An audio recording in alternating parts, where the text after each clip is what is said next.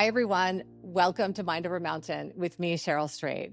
This week, my guest is pro snowboarder Maddy Schaffrick. She's fresh off the U.S. Women's Olympic team, where she competed in the half pipe, and fresh off an amazing comeback. Maddy went pro at 14, retired by 20, had a little foray as a plumber's assistant, and then became a coach before making that amazing comeback. In our conversation, we talk about all the high points and low points and the healing in between. Let's listen to our conversation. Maddy Schaffrick, welcome to Mind Over Mountain. Thank you, Cheryl. I'm so happy to be here. Thank you. I am really excited to talk to you. We have tons of stuff to talk about. You went pro as a snowboarder at age 14. By 20, you had retired. And then 9 years later, you made this amazing comeback. And I have to say, I'm one of the many, many people who are riding and sailing and flying along with you through really the glorious comeback you've had. Recently on Instagram, I follow you like so many others. You said that this past season was a season for the books because, of course, it included the Olympics in Milan Cortina, where you were a member of the women's snowboard team. And also very recently, you took second in the women's snowboard half pipe at the Snowboard World Cup. What was this amazing comeback season or these last couple of years like for you as a snowboarder? Yeah. It's hard to put in a few short sentences what the last couple of years have meant and this whole comeback journey I've been on. Mm-hmm. So last winter season was my first season back competing since 2015. And yeah, it was 9 years and 8 months I had taken off from competition and, had tried different careers, but my main approach in making this comeback or the reason I wanted to do it was to do it differently and to do it authentically and do it in a way that was very connected to who I am and how I want to be in the snowboard career. And yeah, it's been very high highs and very low lows, like challenges I was expecting and also challenges that I couldn't have predicted. That, it's funny, you get what you ask for. I wanted to see what I was truly capable of in this comeback in all ways, physically, mentally, emotionally, spiritually. That was one of my main whys for coming back, was to see what I was truly capable of. And I feel like I got pushed to the edge of in all of those realms and was challenged and really I was required to rise to the occasion in a lot of different areas, which has been fun and purposeful and also a wild journey of just self exploration and getting to know myself way more and believing in myself. I also wonder if a piece of that, finding your why again in fighting your way back to snowboarding goes way back to when you were a child and had first fallen in love with the sport. Yeah, it absolutely has. I mean, like you said, I first joined the U.S. team and became a professional snowboarder at 14.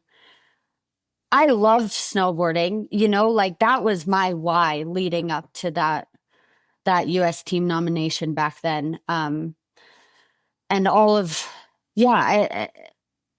and at 14, no one knows who they are at 14. Right. And all of my teenage years and my entire high school experience, I was on the road with kids much older than me. I was the, youngest on the U.S. team by 3 years at that time and remained the youngest for several years. But I was trying to figure out who I was during a time that, in a very adult world where I had external expectations and pressures as far as U.S. team expectations, sponsor contracts, agents, and a lot of support that was all so helpful. And I needed it, or someone in that position.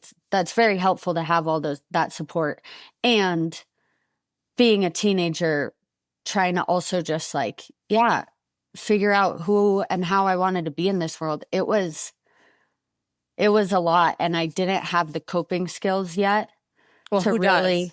Totally. I mean, 14, what always amazes me about your experience is that, yeah, as you said, who at 14 knows who they are? Right. The whole situation with being 14 is like, it's your job not to know yet, right? It's your job to go on that journey full of like mistakes and victories and all kinds of things. It's to be in the spotlight the way you were, to be before that, to be called a child prodigy. It's just an immense amount of pressure. What was that, what was that like for you when you were among the people who I imagine like these other snowboarders in the field who were like your idols? What was that like for you as a child to be among the people who are older, making, being their peer or their colleague? I think there were a lot of like facets to that, because the reason I started snowboarding when I was 7 years old was because I watched Gretchen Bleiler on the TV during X Games. I forget what season it was, but I remember I was 6 when I saw her on TV. Mm. And I just remember she was in an all yellow, I don't think it was a one piece, but it was an all yellow outfit. And I remember that so clearly. Right. And I remember watching her and her run and knowing that's what I wanted to do. I was always into sports. I've always been an athletic kid. But I saw her compete in X Games in snowboarding, half pipe. And I was like, that's what I want to do. Then fast forward. But wait, why? What was it about seeing her do that? That's a good question.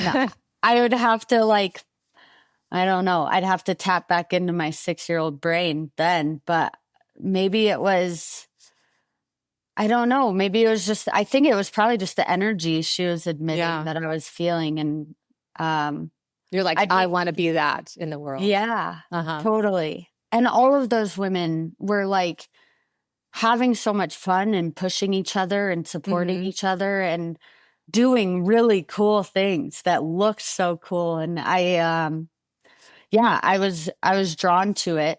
I'm imagining, when you get such high validation and praise, you're being called a child prodigy, you're at 14 turning pro and, joining the team that you'd only dreamed of being on. Yeah. It's both it's incredibly validating, right? You're like, oh my, all of my dreams have come true. Yeah. And it's also strangely depleting and diminishing. I'm going to imagine. Totally. I mean, yeah, it was fast forward 8 years from watching Gretchen on TV. I was on the team with her. Wow. And being called a child prodigy and having a lot of eyes on me. And absolutely, it was validating. And it was so fun. And all of my dreams were coming true. And how do you, uphold that? How do you maintain it? And, I don't know. I felt the pressure. And though, here's the thing. The first 2 years I was on the team from age 14 to 16, I had a really great time. I did not feel that much pressure. The best analogy I can say for it is I felt like I was on a wave and the wave was pushing me. I was just riding that wave. Mm-hmm. When I was 16, I had a really big knee injury. And a hip injury, just a big fall in New Zealand. And I was going into my junior year of high school. And it was my third knee surgery at that time, but it was the biggest one I had ever had. And third knee surgery by 16? Yeah. Ouch. I know. And so I'd been through injury before. But I had never experienced that big of an injury at that level. Mm-hmm. With all the eyes on me yet, or being on the U.S. team yet, right? Right. And at this level where people actually weren't just concerned for your health. They were like, well, we want her to perform. We had these expectations of her. Right. Mm-hmm. I needed to fulfill contracts. Right. But yeah, that injury, and I took 11 months off of snow and went back to high school, to sitting at a desk with all of my peers that I had grown up with here in Steamboat, Colorado. And the last time I had sat at a desk was like 7th grade for the entire school year. Wow. And I didn't know how to really relate to kids my age anymore. All of my friends that I used to play soccer with were doing totally different things. Like, Yeah. and They had a different life. Totally. Yeah.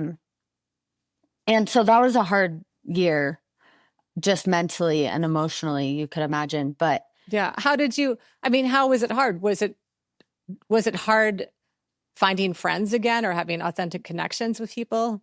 What did your peers think of you? Were they like, she's the snowboarding star? Yeah. I mean, they thought I was cool, but we didn't know each other anymore. And the things that they were interested in or, pursuing, I didn't know how to connect to that anymore. And then all of my, friends who I'd spent the last couple of years with, they were still traveling the world, busy. Right. And, doing the things that you thought you were supposed to be doing. Right. Mm-hmm. And I'd say like, those first 2 years on the US team, I was riding that wave. And then after that injury, I fell off that wave. Mm-hmm. And that's when it felt like the awareness of the contracts, the pressures, the expectations. That's when all of that came in and hit me so hard in a way that I didn't know what to do with it. In my own life too, when I've been overwhelmed with grief or sorrow or whatever, fill in the dark, hard word, you do something with it. It can be self-destructive or not. And what did you do? Yeah. It was all fairly destructive. And I started building like self-sabotaging behaviors. And, it wasn't only in, there's an element to snowboarding, used to be an element to snowboarding. That was like, there was very much a party culture involved. That's not really the case anymore, especially in the high level competition, which is definitely for the best. But I leaned into that side way more than I ever had before. Mm-hmm. But also, speaking about those women that I was teammates with that I looked up to so much, I started comparing myself to them in a way that was not helpful. Yeah, and it never is it? No, it never is. Like I have never benefited from comparing myself to anyone else. Totally. No. It only makes you feel less than. And what's always crazy too is little do we know they're probably doing the same, totally. To us. And it's like a shame building machine to that comparison. Yeah. It's the thief of joy, as they say. Yeah. Yeah. And it becomes a habit. Yeah. And a pattern that, if you go deep enough into it, it takes it very intentional work to come out of and to break that habit. So how did you do that? I mean, not just the comparison part, but this era you're describing where you got pretty dark. Like how did you find your way out? What did you do? I left. I retired when I was 20, and I retired so full of anger and resentment and blame. And who were you angry at and resentful toward? Yeah, the industry, coaches, sponsors. That whole everyone world. Everything on the outside. I was angry at competition itself. Like I felt competition had taken this thing I loved, snowboarding, this passion I was so connected to, and tainted it. You fell out of love with snowboarding. Yeah. Not so much for snowboarding itself, but everything that surrounded it. Yeah. Exactly. Yeah. So when I announced my retirement at 20 in 2015, I swore I would never touch another snowboard again. I really thought I was never gonna turn back in any way, even recreationally. I was like, I'm so done.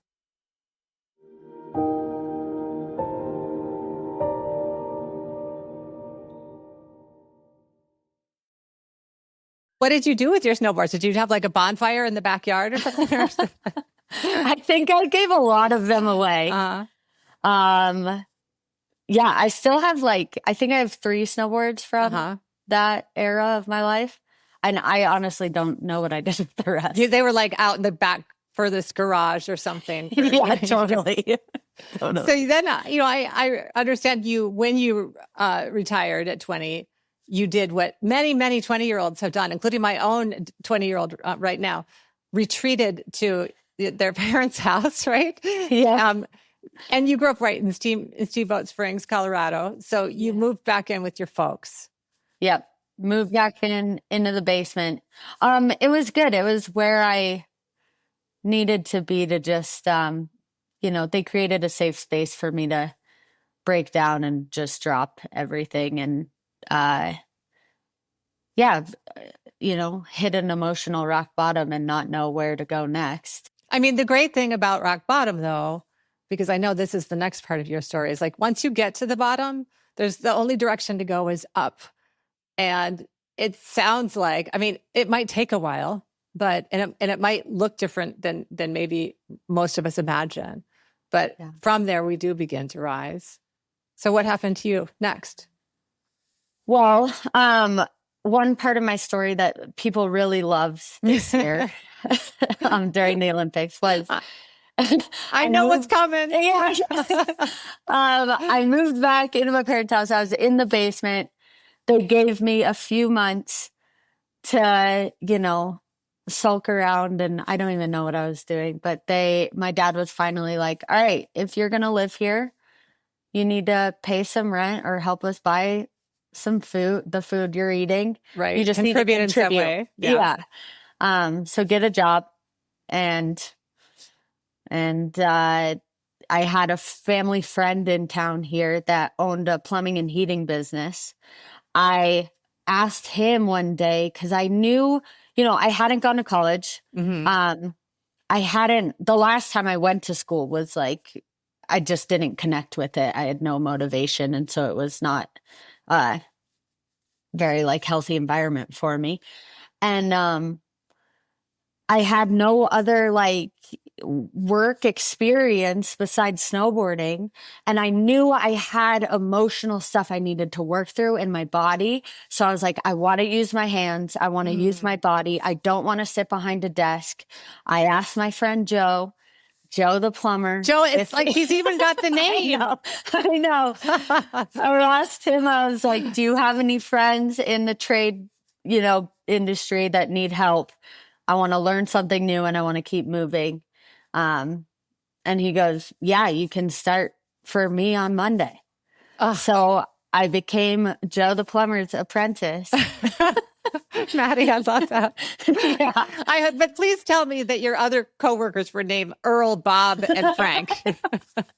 One was Dallas. That's not a plumber name. I don't know. You think Dallas is a plumber name? I don't know. He's a good plumber. To me, Dallas is he's like an actor. He's on Broadway or something. Yeah, true. I mean, the thing I love about this is it is both totally unlikely. And also I will say, I actually think it's most of us have that kind of story at one point or another in our lives where we're like, okay, I was lost. And then I just decided to do this totally out of nowhere thing. And it helped me be found. And you knew instinctually that you had to work with your body. Make something happen with your hands. And you trusted that, girl. And that is golden. And that is healing right there. So you were beginning even when you asked that question of Joe the plumber. So well done. Yeah, thanks. Why are you not a plumber now? So how'd that plumbing career go? Okay. So I apprenticed for a little over a year, learned a lot. And one of the main things I learned was that I do not want to spend my life plumbing. Okay. I don't want to be a plumber. I respect the trade so much. And I will say too, that 1 year of plumbing was harder on my body than 7 years of professional snowboarding. Oh my gosh. like mad respect. Are you serious? Yeah, I'm serious. Because you're like on your knees under a sink or a cabinet, right? Yeah. Or you're in a crawl space in some contorted position, or you're like up on scaffolding, holding a pipe over your head. It was so hard on my joints. I can imagine. Early 20s, like imagine you're like some old guy. Yeah. Or Dallas or whatever. Also, you have to wear really baggy pants so they fall down. Totally. You have to throw away all your belts. I hope somebody saw your butt crack at some point, Maddie. I'm sure. I mean, come on. But you were just an apprentice, so like maybe you didn't reach the full plumber, wardrobe malfunction level. But true. Okay, but my burning question that I have for you about your short career but informative career and physically challenging career in plumbing is, I know you're not interested in being a plumber now, but do you do your own home repairs? Like if things get moving a little slow, like you know how to fix it? Yeah, I do. Okay. I've done like the little like external repairs. If it's in a wall, I call somebody. I call Joe. Joe, you guys are still pals. I bet. Oh yeah. Okay. What did Joe think of you when you're like, going to the Olympics and stuff? I bet the Plumbers Association of America is very proud of you. Oh, that's so funny. He has been so supportive. And so he has 3 kids that are all younger than me. And I lived with them my junior year of high school when I was back. Oh my gosh. During that time. So yeah, those kids at that time too, the oldest was 8 and the youngest was maybe 2. And now the oldest is 23. And have you taught them snowboarding or taken them out on the snow at all? Yeah. I taught them back when I was in high school when they were young. And okay. They're all rippers. They all chose skiing now, but whatever. Okay. I'm not going to judge them. But yeah, they've all been so proud. And it's been funny too, because Joe has, I wasn't the best plumber either. I wasn't made for it.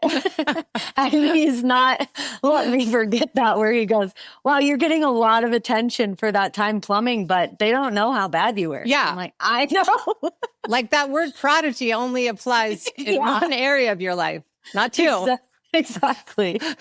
Only snowboarding, not plumbing. Yeah, not plumbing. I wasn't meant to do that. I'm glad we set the record straight here on Mind Over Mountain.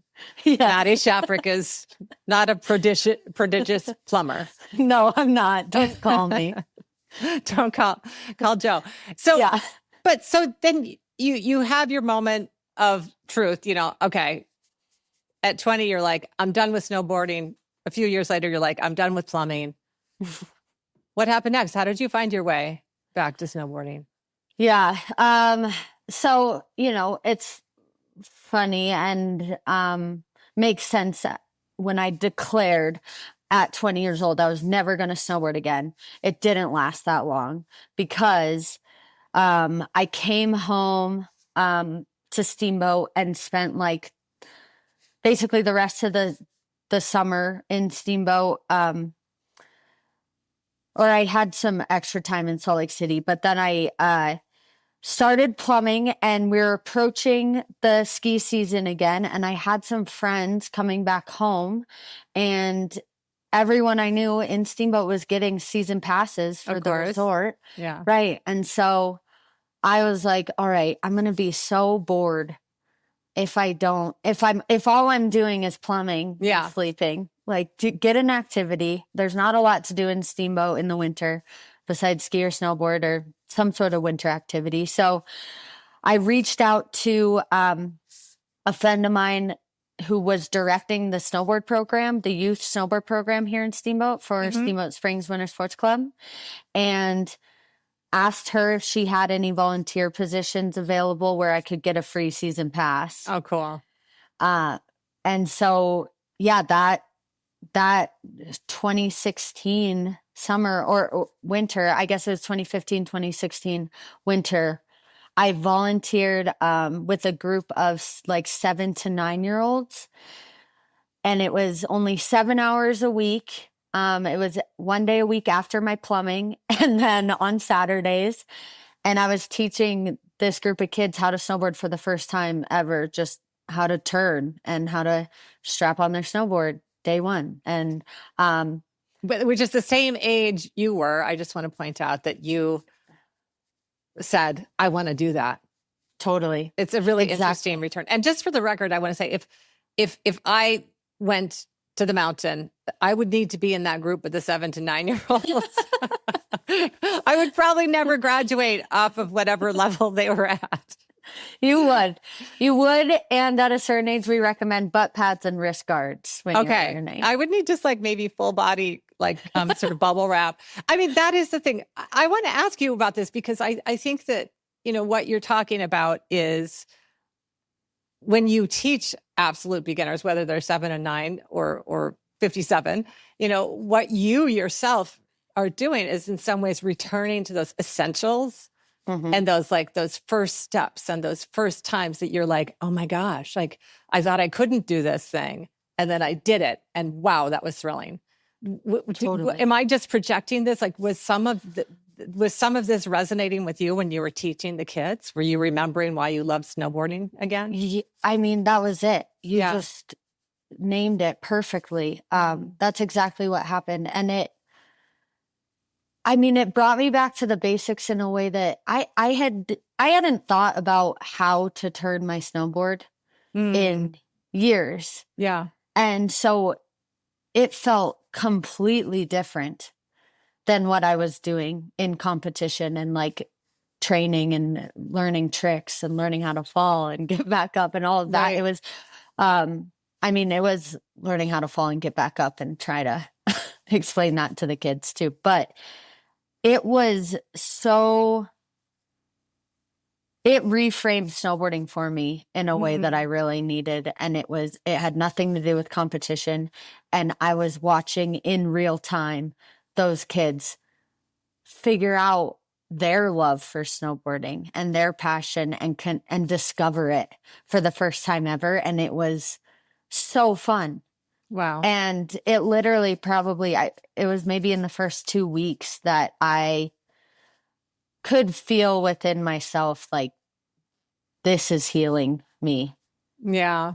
I mean, the body is such a great teacher, isn't it? You're out there explaining. I got chills when you just said what you said, which is to teach people how to fall down and get back up, and of course, when you're doing that with your body, you end up doing that inside yourself as well. It ends up being, that healing act. And especially sharing that with others, because of course, if you're telling somebody else, listen, you're going to fall and it might hurt, but no worries. You can get right back up and go again and try again. Always, always, always. Like you can't help but hear that yourself.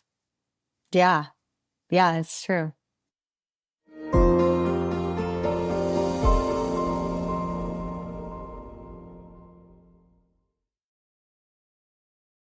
What about coaching? I mean, you were coaching the little kids and instructing really more, I guess.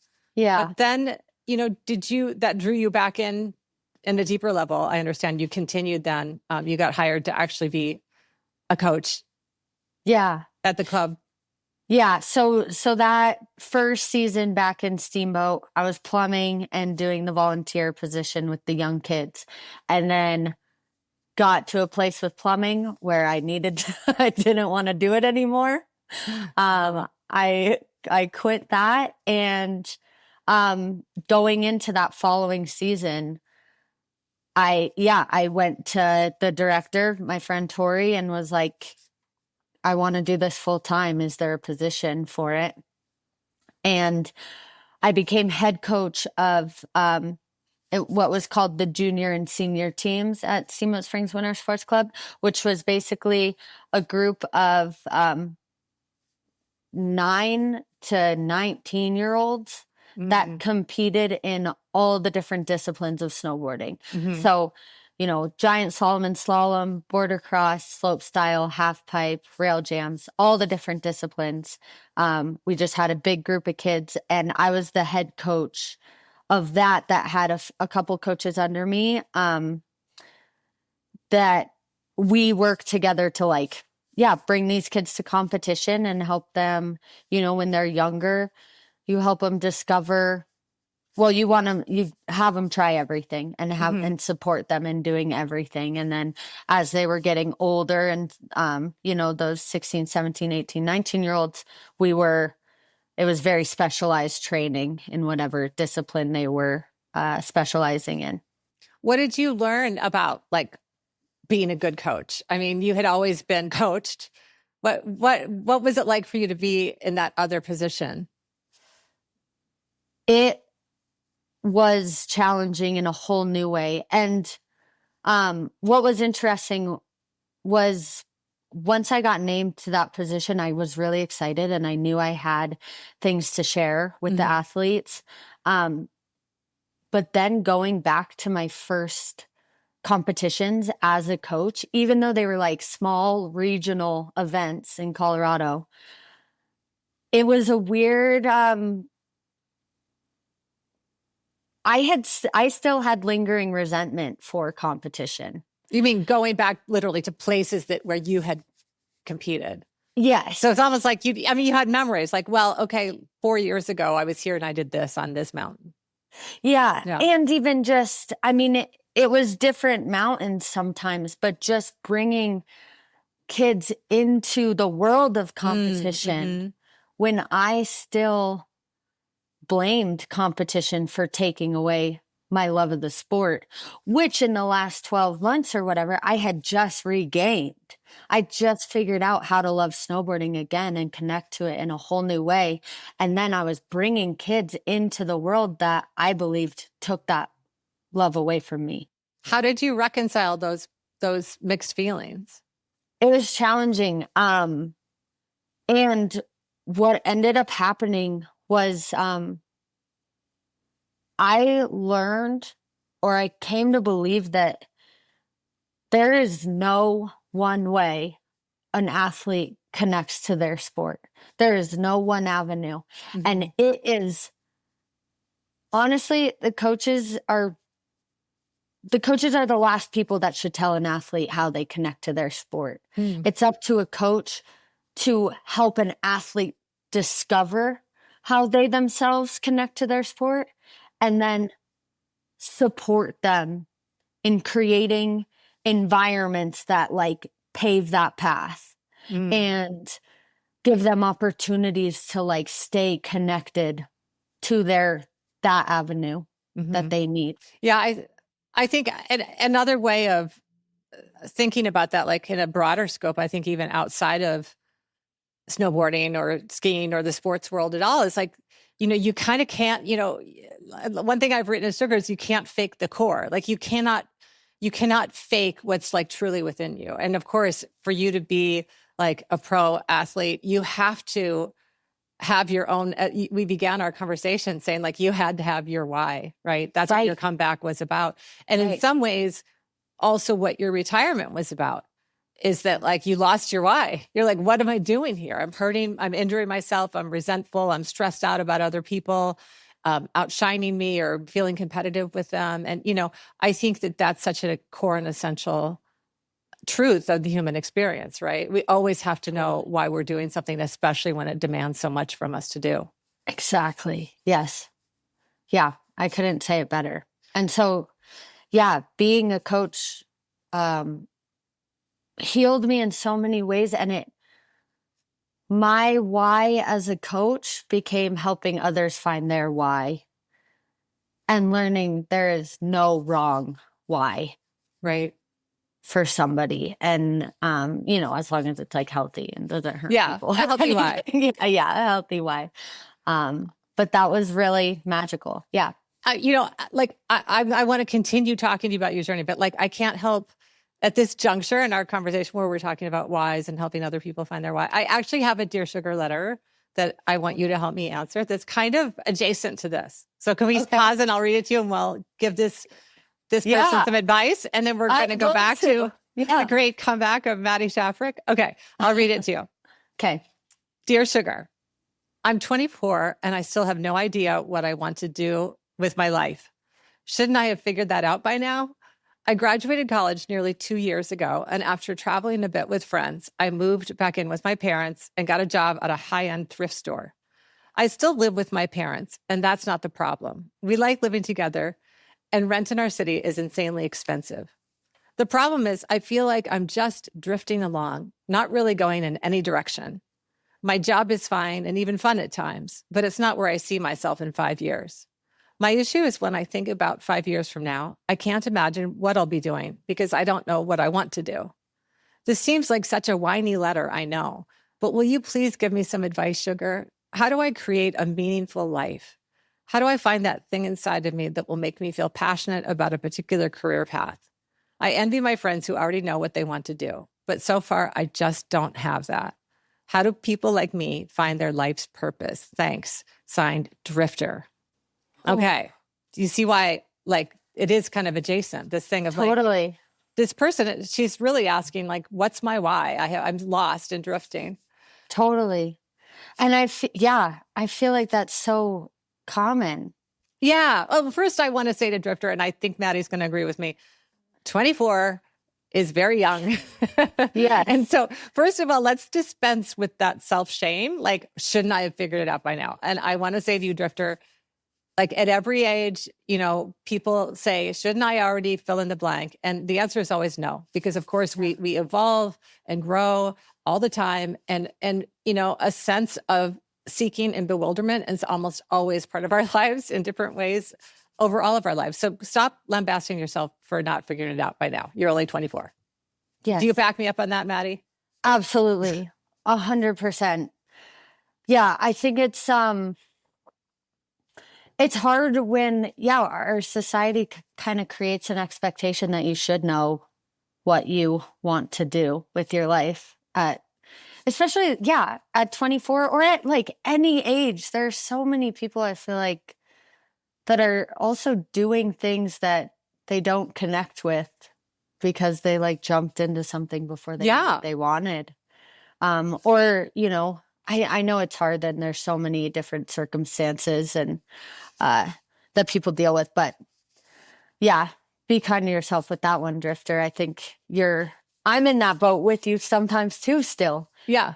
You know, I mean, I think that you make a really good point because it's actually, for me, I feel like sort of hidden beneath the way that Drifter thinks about her life. And it is a woman who wrote, I always ask their pronouns and she said she's she, her. So I think that what's really interesting is that the fact that you're even asking about how to find your sense of purpose and meaning tells me that like you aren't just drifting, you know, because just like you said, Maddy, like a lot of people, they just followed the path. They graduate high school, they graduate college, they get the job that's quote unquote in their field, and they don't have that sense of purpose and meaning. And so, Drifter, what you're doing is like you're not just leaping in the direction of like whatever your family or society tells you should do. You're actually searching your soul and saying, what do I want? And, you know, my first piece of advice, it's kind of adjacent to something you said earlier, you know, like going back out there, teaching these little kids who were, you know, the same age as you when you fell in love with snowboarding, like how to snowboard. It's like you're going back into this thing you love at the juncture that you most loved it, which is that's when you first were like excited about it. And so my first bit of advice, Drifter, is like, you know, make a list right now, get out a piece of paper. I'm a huge fanatic for lists when it comes to solving all of your life's problems. I can't help it. I'm a Virgo. I like to list things. But all the things you just love to do. It can be everything from like, you know, watching 17 episodes of Murder, She Wrote in a row, or, you know, like reading books, or, you know, whatever it is, you know, going running, like all the things you love to do. And then think about ways that you could find deeper meaning maybe in work that is somehow connected to those things. Like just start to think about, you know, begin with that place of what do I like and love? Yeah. Yeah, I like that. And also what comes to mind for me is like, she mentions when she envisions 5 years from now, she doesn't know what she wants to do. Mm-hmm. What's been helpful for me, and I can get into this later, but I guess my advice would be, when you envision yourself in 5 years, maybe don't envision what you want to do or what you're doing, but who you want to be Mm-hmm. and how you want to be, and what values do you want to live by, and like what strengths do you want to have that push you, and then and then maybe with that list of things that you love, that you connect with, like what in that list supports the vision of who you want to be and how you want to be in this world. Oh, that's so beautiful. Okay, Maddy, I think we just solved an incredible human struggle just right here, very concisely, because it is, what do you love and who do you want to be? Mm-hmm. You put those two together, that is a meaningful life. That is a meaningful life. You know, what qualities do you want to, live out in your life? For me, like, it's kindness, it's generosity, it's love, and then how can I be a conduit for that? Almost always the answer is like by if you do the things you love, you end up being pretty good at it. Right? Mm-hmm. Usually. Right. I mean, there's a reason you weren't a good plumber and you're a really good snowboarder. Yeah, exactly. So like, trust that, Drifter. And we wish you good luck, right? Yeah. You will find your way. You're already asking. Yeah. Yeah. You're going to drift down that river into a beautiful, beautiful life. I know that for sure. Mm-hmm. So back to your beautiful life, Miss Maddy.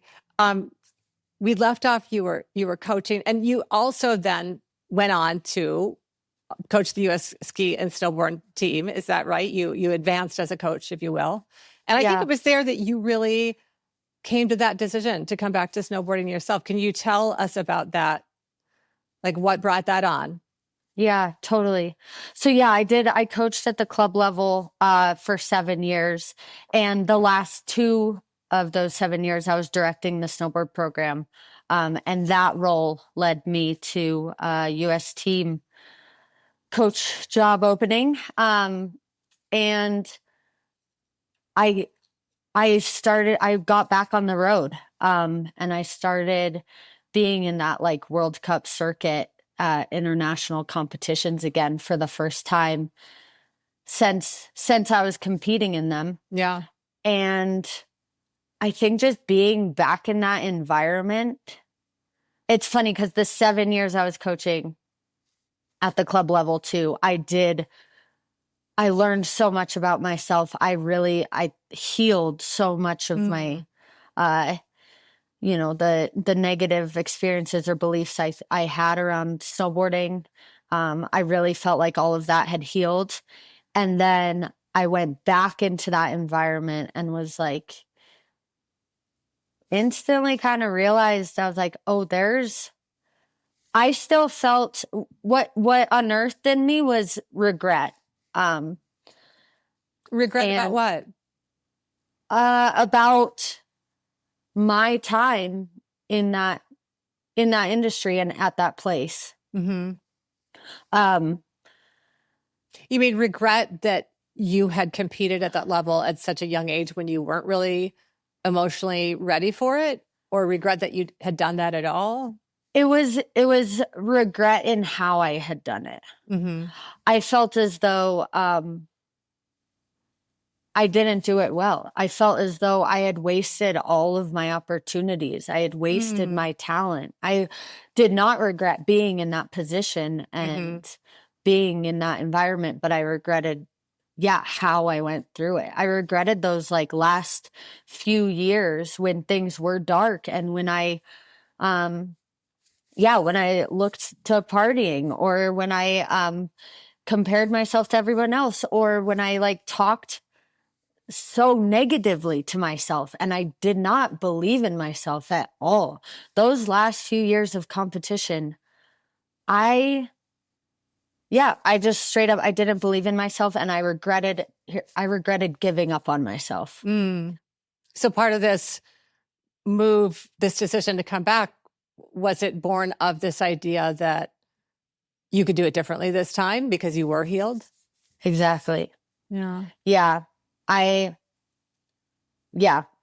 saw there could be a possibility to do it differently and to do it in a way where I believed in myself. And that's where what I mentioned at the beginning of our conversation with me wanting to see what I was truly capable of. What are you capable of? Anything I want is what I've learned. If I really want it, if I have that energy going that way, if I want it, I can make it happen. And it is not going to be easy, but I can make it through hard times. Yeah. I can push myself because I believe in myself for the first time. And that has been my greatest gift of all of this. Like, yes, going to the Olympics was awesome. And that was a dream come true. And what has felt like more of an achievement is learning how to believe in myself over and over again. And I'm rewiring my brain and rewriting. We talked about like the patterns and like, just patterns. The stories we tell ourselves. Like when you're out there feeling afraid and ashamed and less than and small inside. And telling yourself yeah. And that's that you're repeating it, and then you become that way. Right. And Absolutely. The reverse is true too. What do you tell yourself? I mean, do you actually have like a mantra or a certain self-talk that you use when you're competing? It changes. Almost competition to competition, it changes. Yeah. And I've been grateful for the awareness within myself and the presence it's taken to like listen in each new competition, each new week, each new training day to really figure out what I need to tell myself that day that's going to resonate and help me. And what about comparison? I mean, you said that was a big problem for you before, is that you would look at other people and feel less than because they were achieving something you wanted. How do you view your competitors now? Well, I'll say that like none of it has gone away completely because I mean, I created some deep trenches for those thought patterns to go. I love it. Real talk. I'm not totally healed. No, absolutely not. But hey, this is the thing of mind over matter. I mean, like you don't get to the mountaintop, at the beginning. You've got to keep walking. It's a lifelong journey. Exactly. And so, the comparison thing is still real for me. The negative self-talk is still real for me. Like it comes up and sometimes it feels like my default to go there first. But what's been different is now I can recognize it. Yeah. And I hear it and I see it for what it is. And I know, even if it feels really true, or I know it's not helpful. Yeah. Or it's just like what I do in writing, fear and anxiety is always a part of writing for me and for most writers. What I've come to realize is like, oh, okay, you're just like one of the voices at the table, and you're the one who's not going to be my ruler. Like I'm going to say, thank you for your input. Now sit down and shut up, and I'm going to get to work. And I think that what you're describing kind of can be similar, where you're never maybe ever going to purge that sense of like that comparison that can be really depleting, but you're not going to let it devour you anymore. Exactly.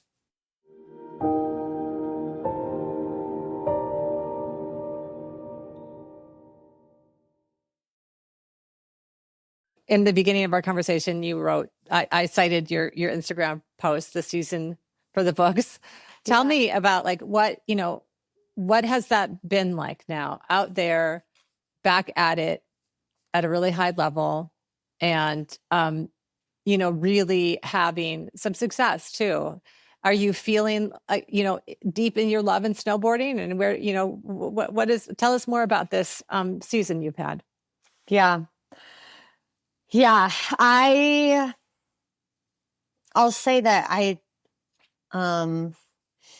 last season, my first season back in competition, definitely felt like more of the mental, like I was, we're talking about those negative, like default thought patterns.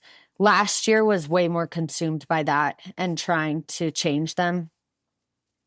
This year was, the Olympic year. We had qualification events starting in December that led up to the Olympics in February.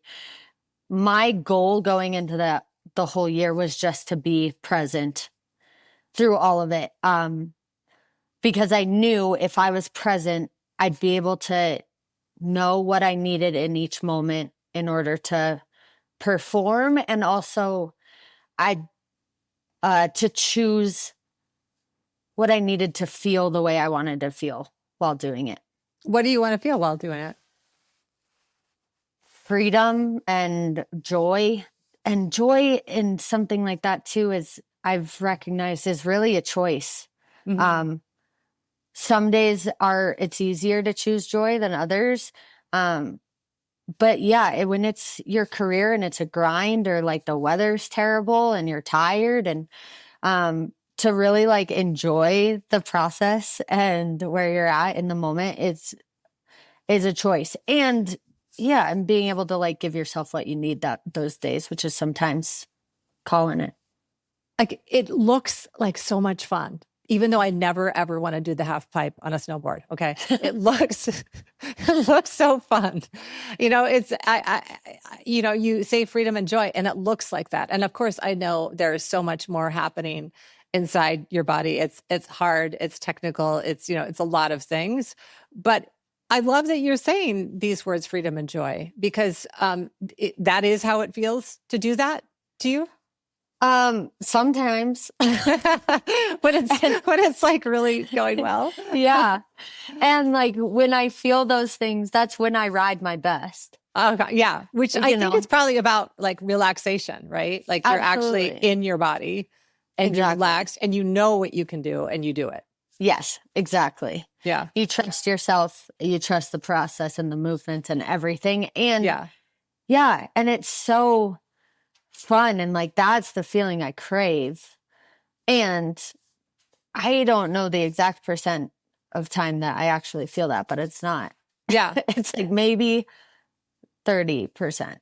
If you had to say the absolute high point of your career as a pro snowboarder so far, what would it be? That's a really good question. I don't know if I have that yet. Mm-hmm. And I'll say last year, my first World Cup back in almost 10 years, I podiumed. I got third place, and I was not expecting that.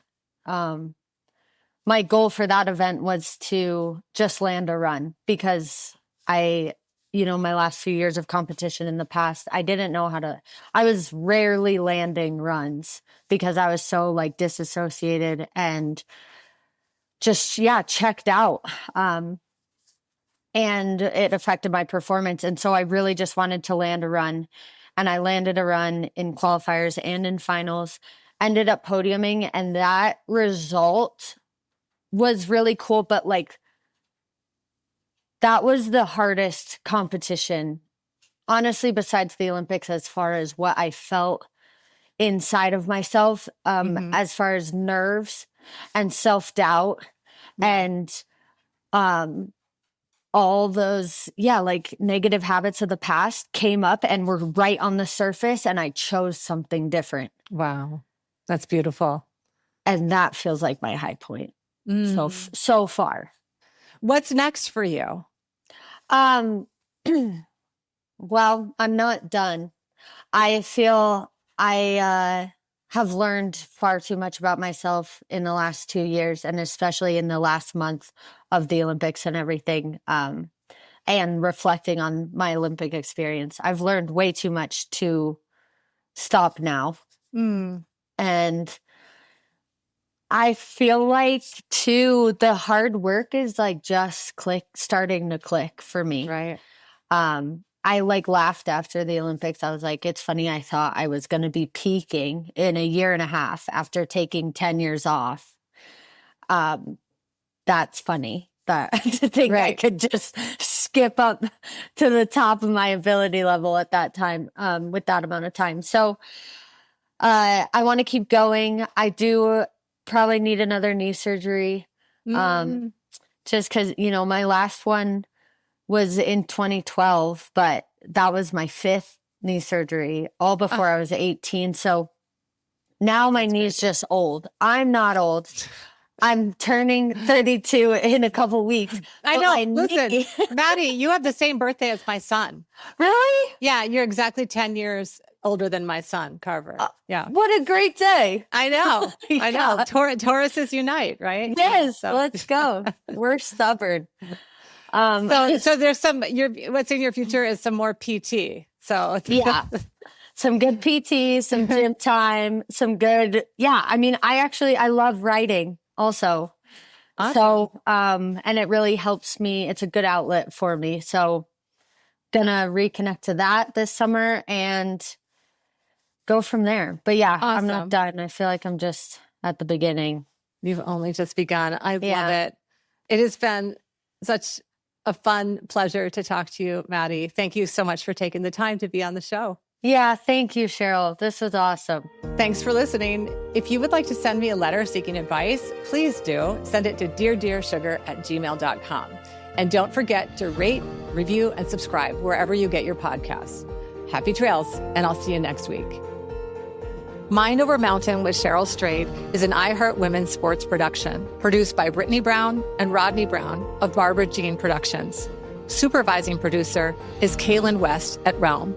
Associate producer, Amaya Brathwaite. Our executive producers are Molly Barton, Jerry Carita, Grace Fuse, and Jesse Katz. Our theme song is composed by Gramoscope Music. Don't forget to rate, review, and subscribe wherever you get your podcasts. Happy trails, and I'll see you next week.